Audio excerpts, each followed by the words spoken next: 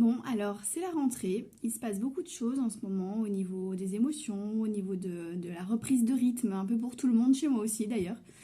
J'en profite pour poster cette vidéo pour expliquer justement un petit peu les émotions de nos enfants. L'intérêt en fait c'est juste de souligner aussi quelles sont les importances au niveau des émotions de nos enfants et comment en fait on peut s'imprégner justement de ces émotions et comprendre à quel point elles peuvent avoir une résonance à l'intérieur de nous. Donc j'en profite de ce petit échange pour alors expliquer déjà que nos enfants sont vibratoirement dans un champ énergétique qui est différent de celui dans lequel nous on a évolué. Ce qui fait qu'on a quand même des conflits, des réactions, des situations qui sont parfois exagérées par rapport à ce à quoi on a été habitué ou nous-mêmes confrontés pendant notre enfance ou pendant notre adolescence, enfin peu importe. Ce qui est très intéressant, c'est de comprendre déjà que nos enfants sont là quand même pour travailler des choses et actionner un changement. Voilà, ça c'est la chose la plus importante. Ils viennent aussi pour libérer des choses dans notre histoire familiale. Je vais m'expliquer par rapport à ça. On a toujours un enfant qui choisit ses parents. L'âme choisit ses parents parce qu'elle a des choses à régler. C'est pour cela qu'en fait on va trouver souvent dans une lignée des résonances avec l'autre lignée. C'est-à-dire qu'en fait les parents ne se sont jamais choisis par hasard et qu'on avait un travail commun à effectuer dans un arbre familial pour aller libérer des situations et des émotions, des traumatismes, des choses qu'il fallait faire bouger, qu'il fallait écouter, qu'il fallait comprendre, etc. dans notre arbre familial.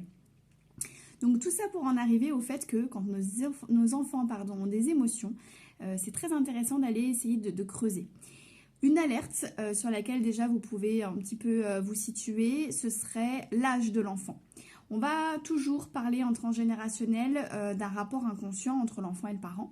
Et donc de 0 à 7 ans, on va être en phase avec la lignée maternelle. L'enfant va toujours se raccrocher à l'histoire de l'inconscient maternel par ce qu'a vécu la mère. Et donc, de 7 à 14 ans, par le père. C'est pour ça que parfois aussi d'ailleurs, on peut avoir des conflits à l'adolescence qui peuvent être assez conséquents, puisque l'enfant a d'abord adopté un point de vue, des codes familiaux, des contextes, des mots d'ordre, tout ce qui ne se dit pas mais qui se transmet, par le biais d'un certain point de vue, c'est-à-dire celui de sa mère. Et à partir de 7 ans, il va commencer à changer et apprivoiser le point de vue de son père. C'est là que ça devient intéressant et que ça peut devenir conflictuel parce que son monde change. De voir le monde à travers les yeux de l'autre peut complètement être déstabilisant quand on peut avoir aussi des opposés ou alors justement des traumatismes familiaux qui se réveillent parce que l'un appuie sur l'autre.